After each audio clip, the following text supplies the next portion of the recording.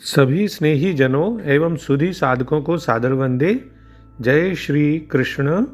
श्रीमद् भगवद गीता अध्याय 5 कर्म संन्यास योग और आज का श्लोक है श्लोक संख्या 29।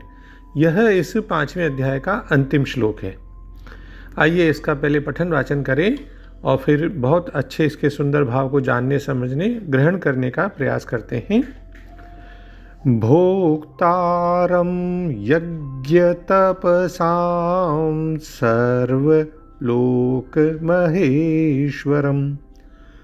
सुहृदं सर्वभूतानां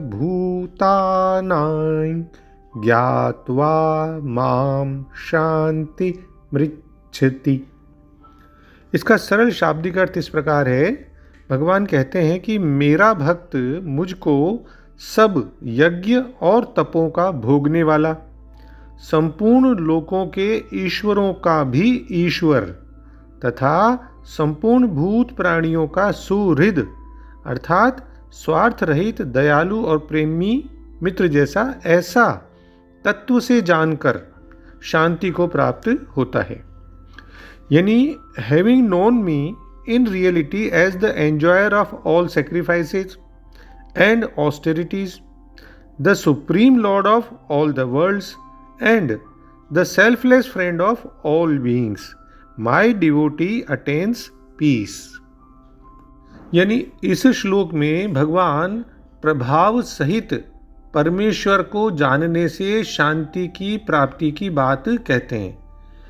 तो पदच्छेद के माध्यम से इसका सही अर्थ अभी देख लें कि और हे अर्जुन, मेरा भक्त माम यानी मुझको यज्ञ तपसाम सब यज्ञ और तपों का भोक्तारम भोगने वाला, सर्वलोक महेश्वरम संपूर्ण लोकों के ईश्वरों का भी ईश्वर तथा सर्वभूतानाम संपूर्ण भूत प्राणियों का सुहृद अर्थात स्वार्थ रहित दयालु और प्रेमी मित्र जैसा ज्ञात्वा ऐसा तत्व से जानकर शांतिम शांति को ऋच्छति प्राप्त होता है।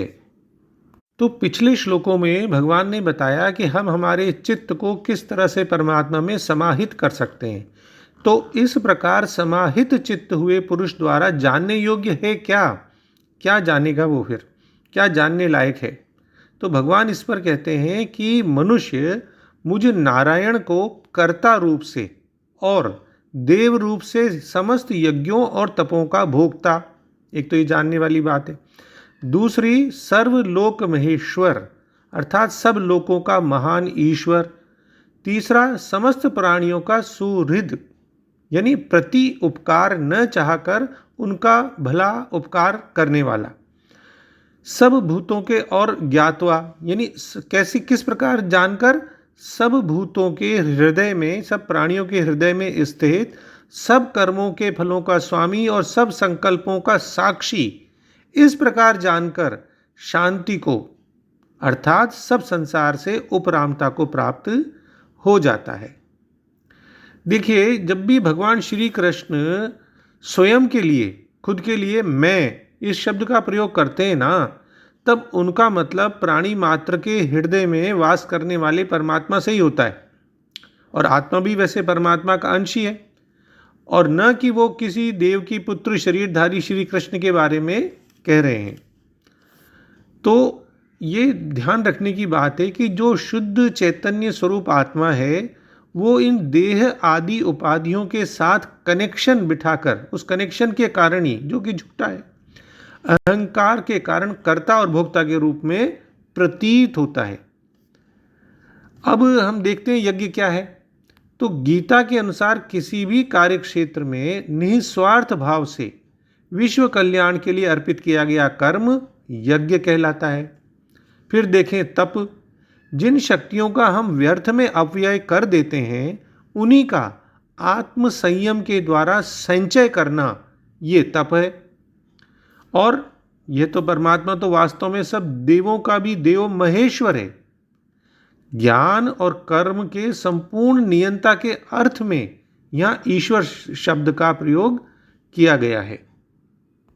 और फिर भगवान कहते हैं कि आत्मा सर्व प्राणियों का सुहृद है, मित्र है, तो मुझे इस प्रकार जानकर वह पुरुष शांति को प्राप्त होता है। यहाँ जो ज्ञातवा और जानकर शब्द है, इसका मतलब ये नहीं है कि जैसे हम किसी फल फूल या किसी और वस्तु को विषय के रूप में एज ए सब्जेक्ट उससे अलग रहकर उसको जानने का प्रयास करते हैं या जानते हैं, ऐसा नहीं है।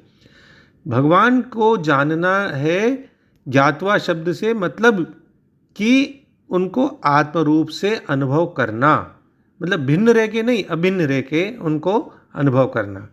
तो यज्ञ और तपों के भोक्ता महेश्वर और सूर्य भगवान को आत्म रूप से साक्षात अनुभव करके साधक परम शांति को प्राप्त होता है, ये इसका भाव है।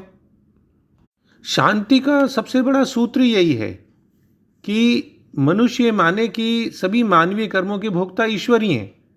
तो इसलिए फिर मनुष्यों को चाहिए कि प्रत्येक वस्तु भगवान की दिव्य सेवा में अर्पित कर दें, क्योंकि वही तो समस्त लोकों और उनमें रहने वाले देवताओं के सबके स्वामी हैं। उनसे बड़ा कोई नहीं है, वे तो बड़े से बड़ा देवता शिव तथा ब्रह्मा से भी महान है।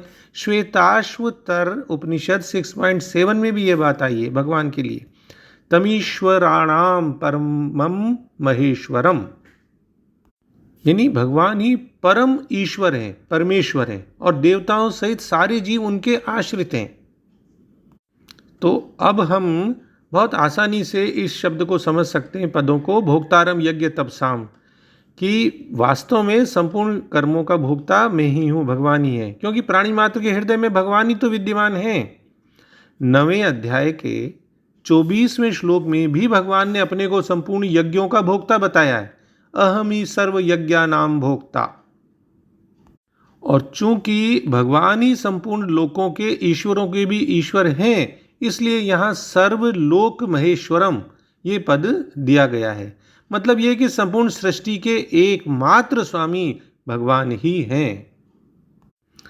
फिर भगवान कहते हैं सुहृदम सर्वभूतानाम, यानी एक तरफ जब उन्होंने कह दिया कि वो ईश्वरों के भी ईश्वर है, महेश्वर हैं, और फिर बिना कारण स्वाभाविक ही प्राणी मात्र का हित करने वाले, प्राणी मात्र की रक्षा करने वाले, प्राणी मात्र से प्रेम करने वाले हैं, और ऐसा हितैषी, रक्षक, प्रेमी, मित्र दूसरा कोई नहीं है।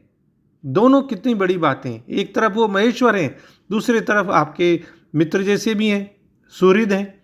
तो इस प्रकार जान लेने से परम शांति प्राप्त हो जाती है। जब ऐसे महान शक्तिशाली भगवान बिना किसी लाभ के, मतलब के, प्रयोजन के हमारे परम सुहृद हैं, फिर कैसा भय, कैसी चिंता, कैसा उद्वेग, कैसी अशांति, ये सब नहीं हो सकते। फिर ये सुहृद शब्द श्रीमद् भागवत के भी 3.25.21 में आया, सुहृद सर्वदेही नाम। तो भगवान ने यहाँ 3 बातें बताई, उनको दृढ़ता से मान ले तो भगवत प्राप्ति रूपी परम शांति प्राप्त हो जाती है। एक, संपूर्ण यज्ञों के तपों के भोक्ता ईश्वर हैं, दूसरा संपूर्ण लोकों के महान ईश्वर हैं, और तीसरा हमारे परम सुहृद हैं। तो इस अध्याय में भगवान ने सिस्टमेटिकली, क्रम पूर्वक कर्मयोग और सांख्य योग का वर्णन करके फिर संक्षेप से संकेत रूप में ध्यान योग का वर्णन किया, और अंत में संक्षेप से भक्ति योग का वर्णन किया, जो भगवान का मुख्य ध्येय है ही सही। तो अब और सरल शब्दों में इसका भाव देखें कि जो भक्त मुझे समस्त यज्ञों और तपस्याओं का भोक्ता, समस्त लोकों का स्वामी और सभी प्राणियों का सच्चा हितैषी समझते हैं, वे परम शांति को प्राप्त करते हैं। भगवान ने कहा सर्वलोक महेश्वरम, मतलब उसका अर्थ होता है समस्त संसार के परम स्वामी भगवान, और सूर्यदम सर्वभूतानाम, इसका अर्थ सभी प्राणियों का हितैषी उपकारी होता है। तो इसलिए भगवान श्री कृष्ण बल देते हुए कहते हैं कि तपस्या के मार्ग का समापन भी भगवान की शरणागति में ही होता है। जगत गुरु श्री कृपालु जी महाराज ने बड़ी सुंदर बातें इसी संदर्भ में कही है। हरि का वियोगी जीव गोविंद राधे, सांचो योग सोई जो हरि से मिला दे। राधा गोविंद गीत में उन्होंने लिखा है, उसका भाव है कि आत्मा सदा से भगवान से विमुख है, और सच्चा योग क्या है? वही है जो आत्मा को भगवान से जोड़ दे। अतः कोई योग पद्धति भक्ति मार्ग का अनुसरण किए बिना पूर्ण नहीं हो सकती। भगवान ने आध्यात्मिक अभ्यास के लिए सभी मार्गों को सम्मिलित किया है, किंतु हर बार वे इन्हें उपयुक्त बताते भी हैं, फिर भी कहते हैं कि सभी मार्गों में, मतलब हम देखते हैं कि सभी मार्गों में भक्ति का होना भी आवश्यक होता है। उदाहरण के लिए भगवान ने इसका वर्णन किया है 6.46 एंड 47 में। फिर 8.22 उसको देखें हम, 11वीं अध्याय का 53वां 54वां देखें, या 18वीं अध्याय का 54वां 55वां आदि श्लोकों में वर्णन आया है। तो यहाँ भी भगवान ने इस विषय का जो उपसंहार किया है, अवसान किया है, अपनी बात समाप्त की है, वो एक तरह से भक्ति की अनिवार्यता को प्रकट करते हुए ही की है। ये सोचने की बात है कि भगवान मनुष्य से क्या चाहते हैं? कुछ भी नहीं, फिर भी वे मनुष्य के प्रति प्रेम से परिपूर्ण हैं। अपने आप को उनका सुहृद, परम मित्र, उपकारी के समान बताते हैं और कार्य करते हैं। आप तो गीता के उदाहरण ले सकते हैं कि गीता का ज्ञान उन्होंने अर्जुन के माध्यम से मानव जाति के हित के लिए ही दिया है। इससे बड़ा क्या प्रमाण हो सकता है उनकी करुणा का? तो सभी प्राणियों का सर्वोच्च कल्याण करने के भगवान के निरंतर प्रयास को हमें समझना होगा, और जो साधक इस प्रकार ईश्वर को समझता है उसे शांति प्राप्त होती है। देखिए, प्रभु की भक्ति एक बहुत सुगम मार्ग है जो शांति और मुक्ति की ओर ले जाती है। इस श्लोक में एक बहुत गहरी बात भी हमारे समझने की है कि जब भगवान कहते हैं कि वे सभी प्राणियों के सुहृद हैं, तो उन्हें अपना सबसे निकटस्थ हमें भी मानना चाहिए, और सबसे प्रीतम साथी हमें भी उनको मानना चाहिए, और इतना मानना काफ़ी होगा। भगवान जिन पर साधना में सहायता और मार्गदर्शन के लिए निर्भर रहा जा सकता है। इसलिए सभी लोगों को गहराई से यह समझना चाहिए कि भगवान सभी के परम मित्र हैं। उनकी भक्ति से मनुष्य को शांति प्राप्त होती है। हम सभी जानते हैं कि ईश्वर की कृपा से ही मनुष्य मोह के दलदल से पार होकर परम सत्य ब्रह्म के साथ एकत्व स्थापित कर सकता है। तो इस अंतिम श्लोक में भगवान भक्ति और ईश्वर के साथ मित्रवत आत्मीयता को शांति का मार्ग बताते हैं। यानी शांति का मार्ग क्या है? कि प्रभु को समझना, उनकी आराधना करना, उन पर ध्यान देना। और कौन से 3 गुणों को समझना जरूरी है? कि वे समस्त यज्ञों तपों के भोक्ता हैं, समस्त लोगों के स्वामी हैं, और वे समस्त प्राणियों के मित्र हैं। देखिए, परमात्मा केवल एक दूर बैठा हुआ कोई विश्व का शासक नहीं है, अपितु आपके घनिष्ठ मित्र और सहायक हैं। हाँ, हम केवल उस पर भरोसा करें तो हमें वो कई दुर्बलताओं से मुक्ति दिला सकते हैं, और तो और वो हमें पाप से भी मोक्ष दिला सकते हैं, मुक्ति दिला सकते हैं। उसमें हमारी सहायता करने के लिए भगवान सदैव तैयार रहते हैं। तो अंत में हम डॉक्टर राधा कृष्णन जी के सरल शब्दों में इसका भाव देख लें कि वह मुनि यह जानकर कि मैं यानी परमात्मा सब यज्ञों और तपों का उपभोग करने वाला हूँ, और मैं यानी परमात्मा सब लोगों का स्वामी हूँ और सब प्राणियों का मित्र हूँ, शांति को प्राप्त करता है। अब हम पुष्पिका का पठन वाचन करेंगे और उसके बाद समापन प्रार्थना के साथ इस अध्याय को समाप्त करेंगे।